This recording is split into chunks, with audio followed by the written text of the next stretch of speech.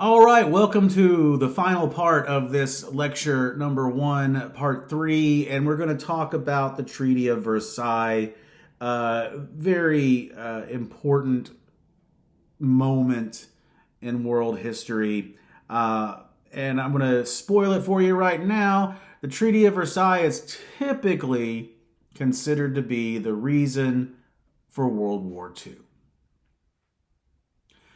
So I want to give you kind of a background before we get into this. As the war was winding down, so a couple things happen in 1917. The United States gets involved in the war, and the Russians leave the war. And the reason why the Russians leave the war is because of the Bolshevik Revolution, the creation of the Soviet Union, the rise of communism, the overthrow of the Tsar. And it is going to be a very momentous occasion once the United States gets involved in this conflict, because we're going to provide in World War I the same thing we provide in World War II, which is lots and lots of supplies. The allied nations of England and France are going to get a huge boost from the United States. But the President of the United States at the time, Woodrow Wilson, had a thing called the 14 points. And these were his argument about how World War I should end. And basically, he said that you got to get rid of colonies. You've got to not blame anyone for this war. You got to create an international organization for diplomacy. You don't need to punish the Germans. And with the exception of the International Organization for Diplomacy, they just completely ignored Woodrow Wilson.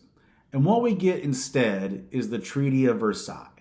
And the Treaty of Versailles is a highly punitive treaty that is going to, well, punitive meaning it's going to punish the Germans. And it's going to end the war. So it's signed on June 28th, 1919, and officially ends World War I. Theoretically, it is negotiated by the Big Four of Britain, France, United States, and now Italy. Hey, we started as bad guys, now we're good guys, because you bought us out. Good on you, Italy. Getting it on both sides. Like I said, this is a very punitive measure meant to punish the Germans. The Germans are blamed for this war basically because people look at it and say, had you let this just stay the Austro-Hungarian Empire versus Russia, it wouldn't have escalated. But because you had this alliance with the Austro-Hungarians, you are responsible for escalating this war throughout not only Europe, but the entire world. So, yeah. Well, within the treaty itself, there are a few key provisions.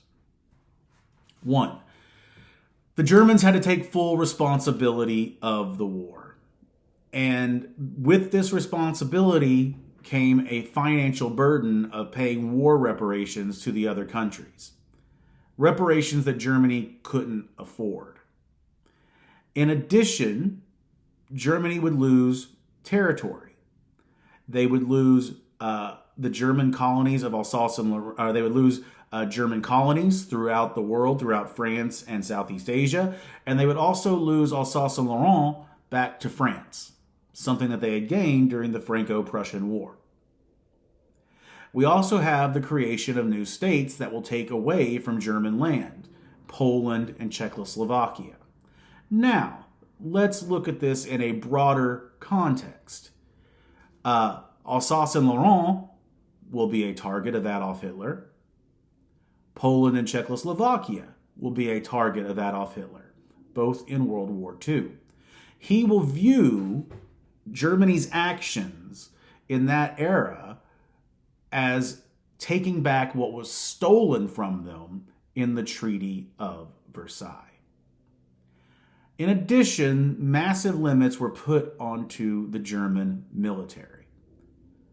So Germany is not going to be able to build up this huge military.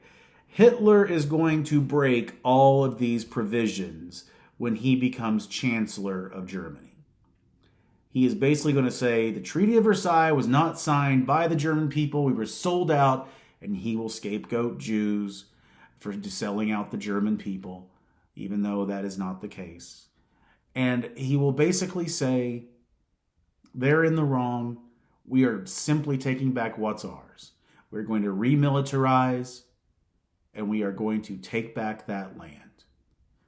And the European nations at that time will say, okay, maybe if we give him that land, he won't do anything else. Obviously, we know that to be wrong. The impact of this Treaty of Versailles was that it created massive German resentment and also massive economic hardship. Germany is going to be double hit, not only when we get to the Great Depression that hits the United States, but they're already in a depression in the 1920s. They're going to go through periods of hyperinflation where a loaf of bread might cost 10 Deutschmarks to begin the day and cost 1,000 Deutschmarks by the end of the day. The money becomes useless because there's nothing there. They do form a League of Nations, predecessor to the UN, but because the Treaty of Versailles did not listen to the United States at all, the United States doesn't even participate in the League of Nations. The League of Nations is relatively weak. It's not like the UN today.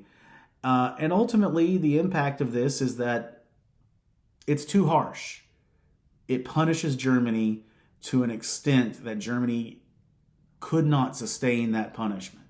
And even though you might be able to say, well, yeah, they are kind of to blame for the war, they aren't. And even if they were, they are still an important linchpin to the European socio-political economic system. And without them having any power or strength, then Europe is going to suffer.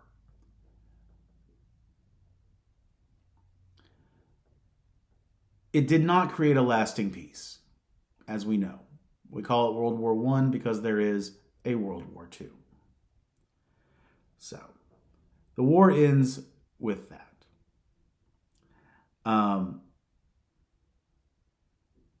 Let's do a quick recap here, looking at some of these interconnection of themes. The alliances and nationalism go hand in hand, this idea of protecting one another. Nationalism and military technology, we think about how as you want to promote your country as being all powerful, you want to have a powerful military to go with it. And then also the military technology and how the war will play out. The von Schlieffen plan would have maybe worked if Germany had been a little bit faster moving, but it certainly didn't work at this time. So as we kind of recap World War I and we see where we're left here, the world is going to be, and the European world especially, is going to be in a position of massive war hangover at this point. Now in America in the 1920s, we're going to have prosperity, but that is going to come crashing down in 1929. So this is a time of immense change. It is a time where the world has faced its first modern massive conflict. And where do we go from here? All right, guys. Well, that is the end of these lectures for this week. Next week, obviously, Martin Luther King Day on Monday. And so we'll have another series of lectures like this that you'll need to watch. Have fun.